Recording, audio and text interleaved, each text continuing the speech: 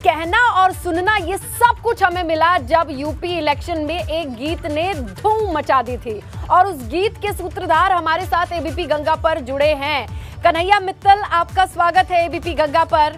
और आपका स्वागत करने के साथ साथ हम चाहेंगे कि एक बार जब आप दर्शकों से रूबरू हो तो आपका नमस्कार उसी धुन के साथ हो जिसके लिए आपकी पहचान बनी है। यूपी वाले आपको उसी से जानते हैं। तो कन्हैया मित्तल, जो एक गीत जिसने वीर रस से ओत प्रोत कर दिया था, जब वो गाना बजता था तो मानो समर्थकों में इतना जोश आ जाता था कि वो खड़े एक जगह पर नहीं रहते थे।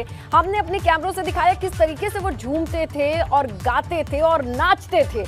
हमने भाई जब ग्राउंड पर उतर के कवर किया इलेक्शन तो यही धुन थी जो लोगों से पूछते पूछते वो गाने लगते थे कि भाई कौन आएगा, ये सवाल करने पर वो ये गीत गाते थे। लेकिन कभी सोचा है कि उस गीत को गाने बनाने वाला कौन है?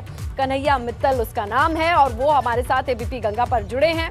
हम उनसे जानेंगे और उनसे सुनेंगे उस धुन की कहानी जिसने पूरे यूपी इलेक्शन को एक नया कलेवर ही दे दिया। वीर रस जिसकी खोज रहती है उससे ओत प्रोत कर दिया। क्या पूरब, क्या पश्चिम, क्या अवध, क्या बुंदेलखंड, हर तरफ ये गीत अपने ही स्टाइल में छाया रहा। यहाँ पर कोई भी एक्सेंट या लैंग्वेज बैरियर नहीं रहा। हर किसी ने झूम करके गाया और बजाया। और बजाने के नाम से तो ये भी बता दें आपको कि कई लोगों ने अपने शादी, मुंडन, फंक्शन में भी इस गीत को बजा दिया क्योंकि उन्हें धुन पसंद है। लेकिन ये धुन आई कहाँ से? ये गाया किसने? वो गायक हैं कौन और कहां से आते हैं कि यूपी इलेक्शन में उन्होंने भगवा को एक अलग रंग और रूप के साथ सुर लय ताल दे दिया, जिस ताल को सुन करके ना सिर्फ कैंपेनिंग की जाती है बल्कि उसे सुन करके लोगों के भीतर, आम लोगों के भीतर वो खुद सर्च करने लगे कि ये गाना कहां से आया। और कोई अपने कार में बजा रहा है, कोई डीजे पे बजा रहा है, किसी के यहाँ शादी फंक्शन में भी हमने इस गाने को बजते देखा है। लेकिन क्या आपने देखा है कि जो इस गीत को गाता है वो कौन है? वो है कन्हैया मित्तल। उनसे आपको मिलवा देते हैं। कन्हैया, स्वागत है आपका एबीपी गंगा पर। जी जय सिया राम, धन्यवाद। आपसे ऐसे स्वागत करने के साथ हमने ये सोचा था कि आप हमारे एबीपी गंगा के दर्शकों को बता देंगे गा करके कि हम आपको कैसे जानते हैं। जो राम को लाए हैं हम उनको लाएंगे, जो राम को लाए हैं हम उनको लाएंगे, दुनिया में फिर से हम भगवा लहराएंगे। कन्हैया, आपको पता है हम ग्राउंड पर जाते थे इलेक्शन कवर करने के लिए, कितने लोगों ने ये गीत गाया है। आपने कब लिखा ये गीत और क्या थी प्रेरणा? ये गीत मैंने 6 दिसंबर को छत्तीसगढ़ में रायपुर में भव्य मंदिर बना है, जो प्रभु राम का अलौकिक मंदिर बना, जिसमें योगी जी का खास सहयोग रहा, आरएसएस का सहयोग रहा, क्योंकि वहाँ के लोकल कुछ लोग नहीं चाहते थे कि वो मंदिर बने। और उसकी भव्यता को देखकर मेरा भी मन किया कि मैं देख कर आऊँ, अंदर दर्शन कर आऊँ। और जब मैं बाहर आया तो कुछ लोग बातें कर रहे थे, देखो हम राम को ले आए। कुछ लोग चाहते थे कि यहाँ ना आए, लेकिन फिर भी हम ले आए इतनी परेशानी की बात। तो मेरे दिल ने कहा कि जब यहाँ राम को लाने वाले हैं तो पूरी दुनिया में ऐसे नेता हमें चुनने चाहिए जो राम को लेकर आए। ये दो लाइन तो मैंने खूब सुनी है कन्हैया। उसके आगे की लाइंस उससे भी आप जरा गा के बताइए, क्योंकि मेरे लिए तो एक फ्लैशबैक सा आया कि ग्राउंड पर जाना, कवर करना और आपका सजा दी है, काशी भी सजा दी है, घनश्याम कृपा कर दो, मथुरा भी सजाएंगे, घनश्याम कृपा कर दो, मथुरा भी सजाएंगे, भगवा है चोला जिनका और राम की बात करें, भगवा है चोला जिनका और राम की बात करें, हिंदू है हिंदू हम बस राम की बात करें, हिंदू है हिंदू हम बस राम की बात करें, योगी जी आए हैं, योगी जी आएंगे, योगी जी आए हैं, योगी जी आएंगे, संतों की नगरी को बाबा जी चलाएंगे, संतों की नगरी को बाबा जी चलाएंगे। और आज ही हमने इसमें ऐड किया है। अच्छा। 22 में आए हैं 27 में आएंगे,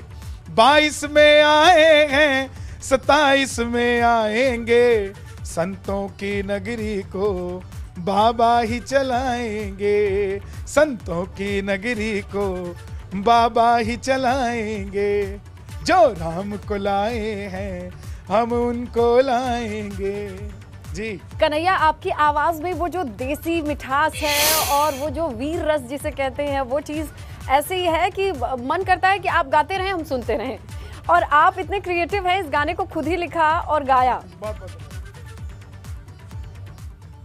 जी, खुद ही लिखा मैंने इसको 6 दिसंबर को, और 9 दिसंबर को इसकी 15 सेकंड की एक वीडियो क्लिप बड़ी वायरल हुई।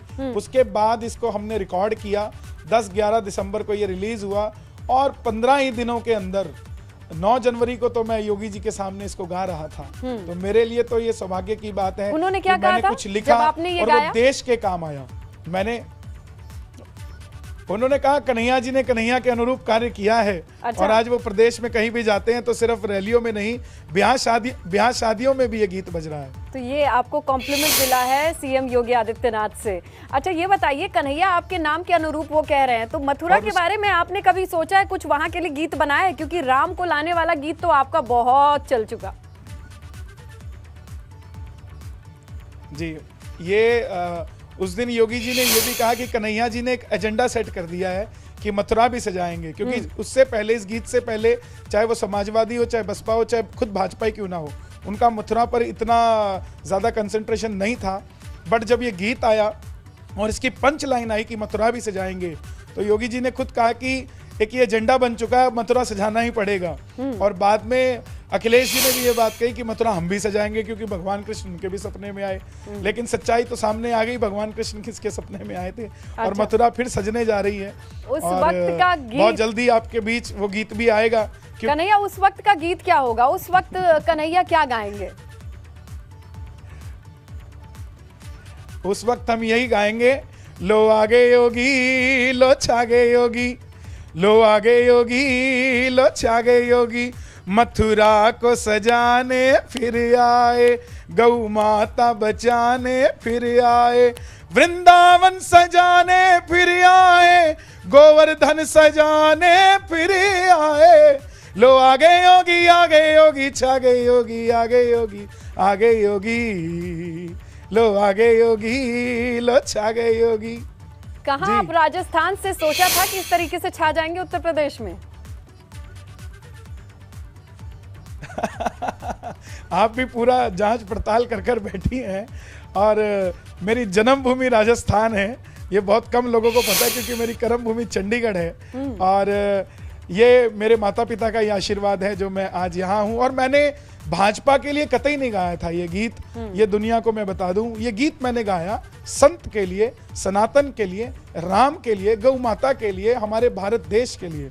आज यूपी की जनता ने ये नहीं दिखाया है कि सिर्फ भाजपा जीती है, आज एक संत जीता है, आज देश के अंदर सनातन जीता है। और जनता ने ये बताया है कि जो राम की कदर करेगा, जो राम के सेवकों की कदर करेगा, यह जनता उसको भर भर अच्छा, के लेकिन मतदान करेगी। आप यूपी के जितने भी धार्मिक स्थल है ना, उनकी रग रग में बजने वाला एक धुन सा हो गए हैं। ऐसे में काशी के लिए भी आप जरूर गए होंगे, मुझे उम्मीद है काशी। वहां जाकर के क्या भाव आते हैं, उसे शब्दों में पिरोया है, कुछ सुना सकते हैं? जी, मैं पहले काशी के लिए 4 लाइनें हमने गाया था, इस गीत को भी गाया हमने। मंदिर अब बनने लगा है, भगवा रंग चढ़ने लगा है, मंदिर अब बनने लगा है, भगवा रंग चढ़ने लगा है, मंदिर जब बन जाएगा सोच नजारा क्या होगा, देश हमारा, हमारा देश हमारा, हाँ देश हमारा, सोचिए तो इससे प्यारा क्या होगा। काशी अब सजने लगा है, डमरू भी बजने लगा है, काशी अब सजने लगा है, डमरू भी बजने लगा है, डमरू जब बज जाएगा सोच नजारा क्या होगा, देश हमारा, हमारा यूपी हमारा, हाँ देश हमारा, सोचिए तो इससे प्यारा क्या होगा। आज देखिए देश में क्या लहर है, इससे अच्छा क्या होगा। राम भक्त प्रसन्न है, सनातन प्रसन्न है, हर वर्ग प्रसन्न है। अच्छा कन्हैया, खाटू श्याम जी की कृपा है कि आप मथुरा की सेवा में गीत गा रहे हैं? इसमें कोई दो राय नहीं है। तो बताइए जरा, हम हमारे दर्शक जरूर जानना आशीर्वाद चाहेंगे, है। खाटू श्याम जी के समर्पण में क्या गाएंगे आप? खाटू श्याम जी के समर्पण में, क्योंकि ये जो राम को लाए हैं हम उनको लाएंगे। इससे 7 दिन पहले मैंने एक गीत गाया था, भजन गाया था खाटू श्याम जी के चरणों में, शायद ये उसी का आशीर्वाद मुझे मिला है। आ गया मैं दुनियादारी सारी बाबा छोड़ के, लेने आ जा खाटू वाले रिंगस के उस मोड़ पे, लेने आ जा खाटू वाले रिंगस के उस मोड़ पे। और हमारे बाबा तो वैसे भी हारे के सहारे हैं, और इस चुनाव में ये इस गीत ने ऐसा काम किया कि कुछ लोग ये भी कह रहे कि हारा हुआ चुनाव जीत गए। तो ये कहीं ना कहीं खाटू श्याम जी की कृपा है। खाटू श्याम जी की कृपा कन्हैया आपके ऊपर भी है कि आप सोचिए किस बैकग्राउंड से आकर के कहां यूपी जैसे सियासी सरजमी पर आपकी धुन बुंदेलखंड, अवध, पूरा पश्चिम छा रही है। लेकिन आपको पता है कि केंद्र अब बनारस है, काशी है, और काशी का मतलब आप जानते हैं प्रधानमंत्री, जहां का एमपी और पीएम एक ही है, जो देश का मुखिया कहा जा सकता है। उनके लिहाज से कुछ गीत समझ में आता है आपको, या शिव जी से कनेक्ट करके देख पाते हैं आप?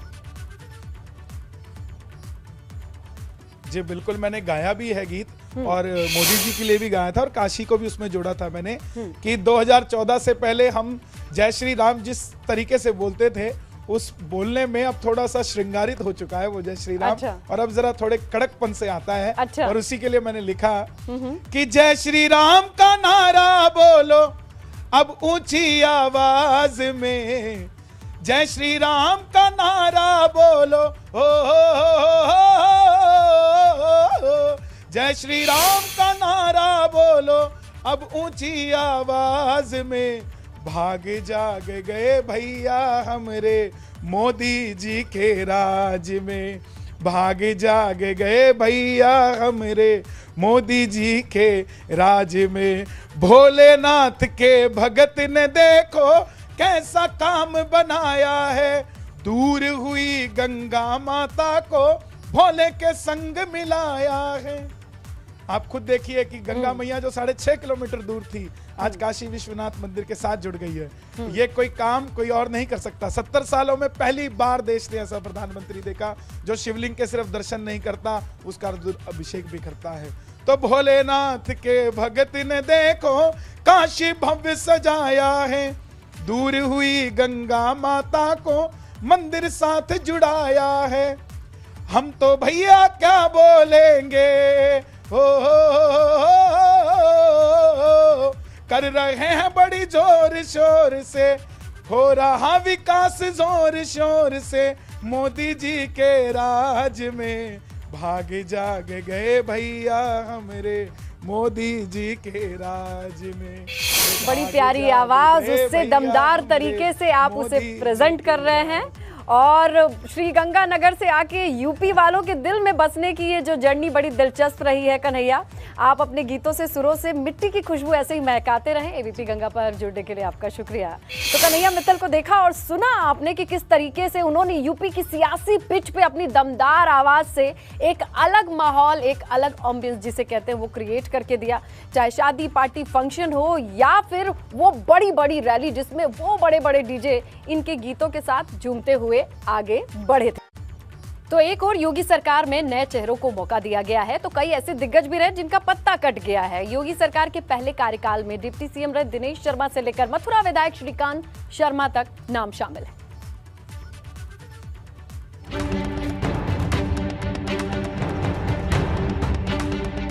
योगी सरकार से 22 मंत्री हुए आउट, जिन्हें नहीं मिला मौका कट गया पत्ता।